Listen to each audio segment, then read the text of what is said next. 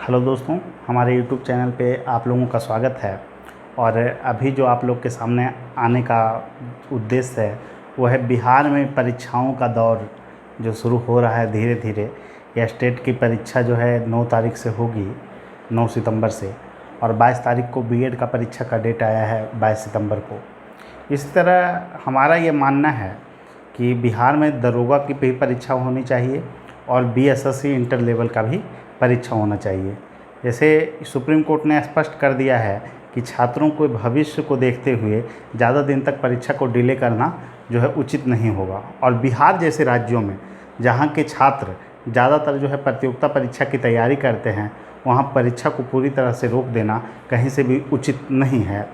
UP में जहाँ तक देखा जाए वहाँ बीएड का एंट्रेंस एग्ज़ाम करा लिया गया, बीओ की परीक्षा करा ली गई।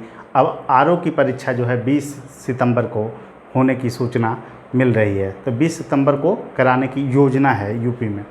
तो 3 बड़ी परीक्षाएं जो है यूपी कराने जा रहा है, 2 जिसमें करा चुका है, और बिल्कुल सफल आयोजन इसको माना जाएगा, क्योंकि कोरोना का बहुत ज़्यादा वहाँ पे भी इसके बाद विस्तार नहीं देखा गया। छात्रों में किसी प्रकार का बहुत व्यापक प्रभाव उसका नहीं देखा गया है, नाम मात्र का भी नहीं देखा गया है। उसके पीछे आयोग ने जो तर्क दिए थे कि 20 से 40 के एज में जो है कोरोना का प्रभाव जो है न्यूनतम होता है, ऐसे में छात्रों को भविष्य को देखते हुए परीक्षा का दौर शुरू करना एक अच्छा स्टेप होगा।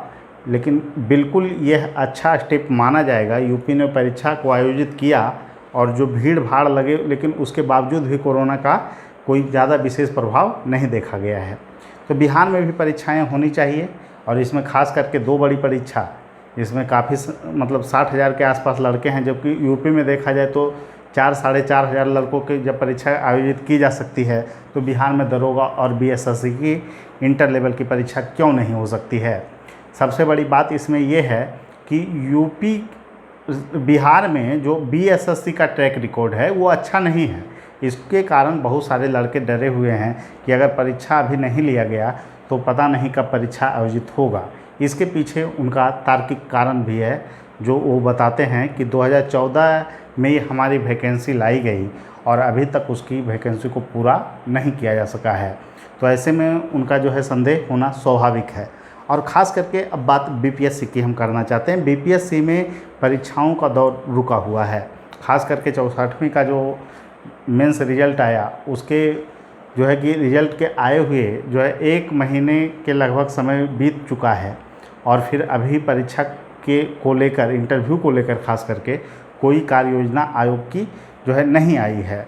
इससे लड़कों में जो है थोड़ा भ्रम का स्थिति है। खास करके चुनाव का जो पीरियड आने वाला है आगे, तो बहुत समय तक इंटरव्यू को डिले करना सही नहीं होगा। इंटरव्यू को मतलब शुरू नहीं करना, और ख़ास करके यूपी जैसे राज्य में इंटरव्यू को भी करा लिया गया। अब सुनने में आ रहा है कि रिजल्ट जो है कि जल्द से जल्द देने की योजना यूपी पीसीएस बना रहा है। तो ऐसे में बिहार को जो है कि खास करके बीपीएससी को इंटरव्यू को निश्चित रूप से आयोजित कर लेना चाहिए। जहाँ तक मुख्य परीक्षा की बात है, इसके संदर्भ में कोई सूचना हमारे पास अभी तक फ़िलहाल नहीं है, और मुख्य परीक्षा के संदर्भ में भी जो है कोशिश होनी चाहिए कि उसको भी आयोजित करा ले, क्योंकि परीक्षा जो है देखिए 5-6 हज़ार लोगों की मेंस परीक्षा लेनी कोई बहुत बड़ी चुनौती की चीज़ नहीं है। देखते हैं क्या होता है। और सबसे बड़ी चीज़ है जो 66 पीटी के संदर्भ में लोग सबसे ज़्यादा सवाल करते हैं। देखिए वैकेंसी बिल्कुल तैयार है, 1-2 जो है जगह से जो है सीट को क्लियरेंस नहीं मिल पा रहा है। उसके पीछे 2 कारण हैं। कुछ पदोन्नति को लेकर जो है कि विवाद चल रहे हैं कुछ डिपार्टमेंट में, तो सरकार चाहती है कि ये वैकेंसी बड़ी हो, और जिसके कारण आपको विज्ञापन अभी नहीं दिया जा रहा है, थोड़ा सा डिले हो रहा है। तो इसको लेकर बहुत ज़्यादा हड़बड़ाने की ज़रूरत नहीं है।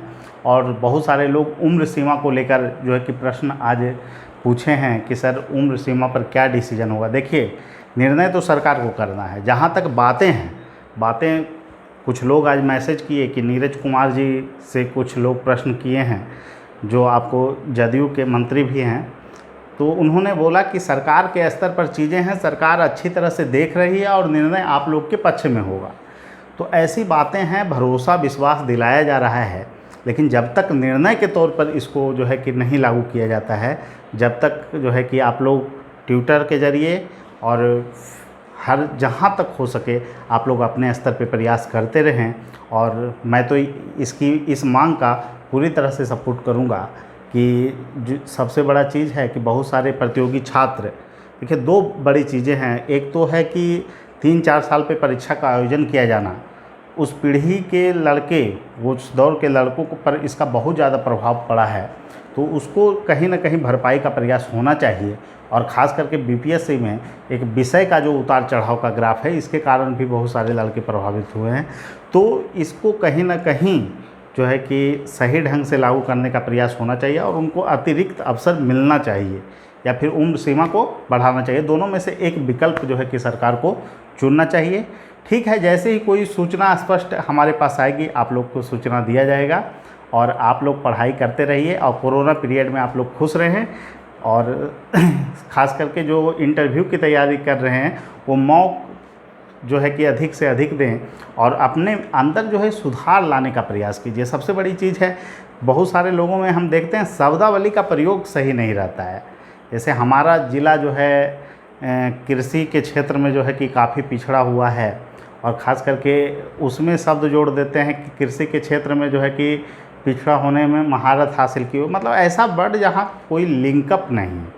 और ख़ास करके आप प्रशासन में क्यों आना चाहते हैं, तो प्रशासन में आने का शौक़ है, ऐसा जवाब नहीं दीजिए।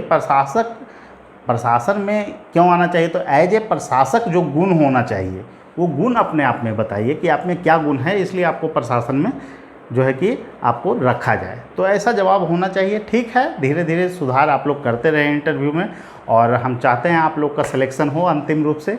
ठीक है, सभी लोगों को धन्यवाद, फिर मिलते हैं।